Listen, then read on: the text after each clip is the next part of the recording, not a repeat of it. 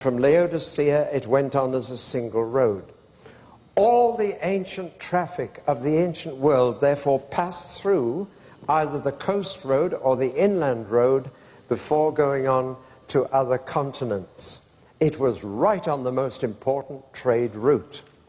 Furthermore, this was the area where East met West, where the mystery religions of the East collided with the religions of Greece and Rome from the West. And because of its prosperity, it was a highly cultured area.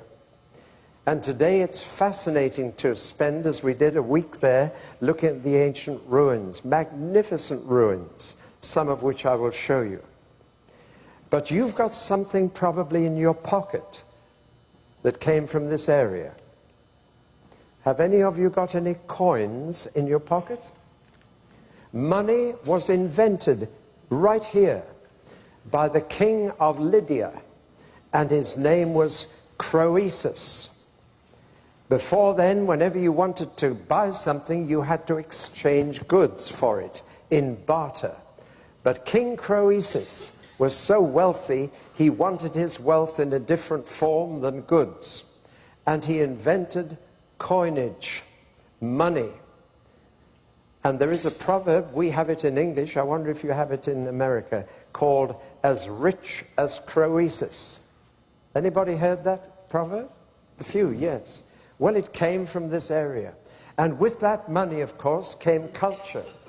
When you have enough wealth, you can build magnificent buildings, you can develop libraries and sports stadiums, and you're the richest country in the world here in America, and I marvel at some of the buildings that you put up and the money you have to spend on culture, which is, of course, a luxury activity.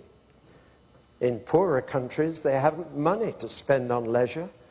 They just have to scrape a living and survive and keep an existence.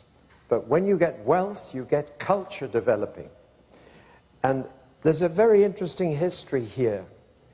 This is probably the most prominent area to which the Greek culture was exported.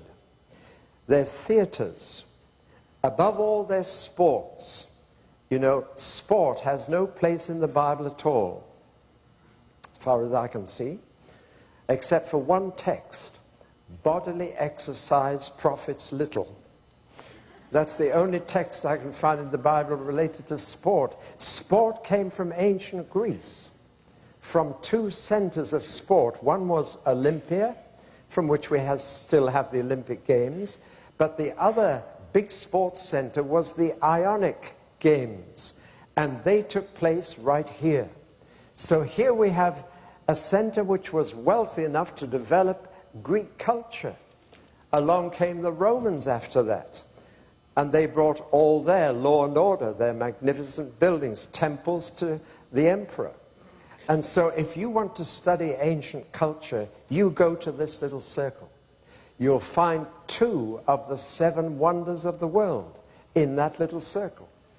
And the best known one, of course, is the Temple of Diana in Ephesus itself. So here was a whole area of the highest of pagan culture, and with it pagan religion. All the Eastern mystery religions had temples here. The Western gods of Greece and Rome all had temples here. It is a magnificent place if you're interested in archaeology. And what a civilization it must have been. But that still doesn't explain why Jesus should write letters to 7 churches right here. Now comes the great surprise, and this is probably new to most of you here. This was the area where, at the end of the 1st century AD, Satan had his headquarters. Satan, of course, can only be in one place at once. He's not everywhere. He has agents everywhere, demonic agents, to do his will. But he has to go to and fro in the earth or up to heaven. He has access to heaven, as Job chapter 1 will tell you. So he moves around. But on earth, he always has a base, a headquarters. And it is always high on a mountain, because he loves looking down on people.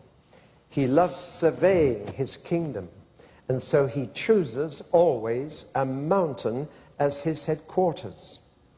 And we know from Jesus' letters to the churches that Satan at that time had his headquarters in Pergamum. And from there he traveled to and fro in the earth, but always came back here as his residence. And when Jesus wrote the letter to the church in Pergamum, he said, I know where you live. It's where Satan resides. It's where he has his seat. Now, what does all that mean? When we went to Pergamum, I understood it. I never understood it before. Pergamum is quite a small city, nestling at the root of a mountain, a sugar loaf-shaped mountain, about 1,000 meters high, which towers over the city and over the whole area. You can only get up there through a narrow, winding track, a little road you can get up. You can get a bus up there now. And on the top are the most magnificent ruins. The third largest library in the ancient world was up there on top of Mount Pergamum. And there are theaters up there, stadium, and temples. And the biggest temple of all was a gigantic square stone temple, bigger than this room. And it was a unique temple. It was built up on a platform with steps up to it at the front. And on the top, there was a row of columns on 3 sides. If you can imagine, tall columns on 3 sides, and in the middle, an altar. And this was the temple of Zeus, the king of all gods in ancient mythology. And this was the residence of Satan. And from the altar, every day, every night, there was smoke rising from a fire that was kept going by the priests. What a sight it must have been. From little Pergamum, the city below, you look up to the top of this mountain and you see the smoke as if it's a volcano ascending to Zeus, king of the gods. But when we went there, it was gone. You can still see the square where it was. It's now planted with trees, but the temple is gone. And do you know where it is? It's in East Berlin.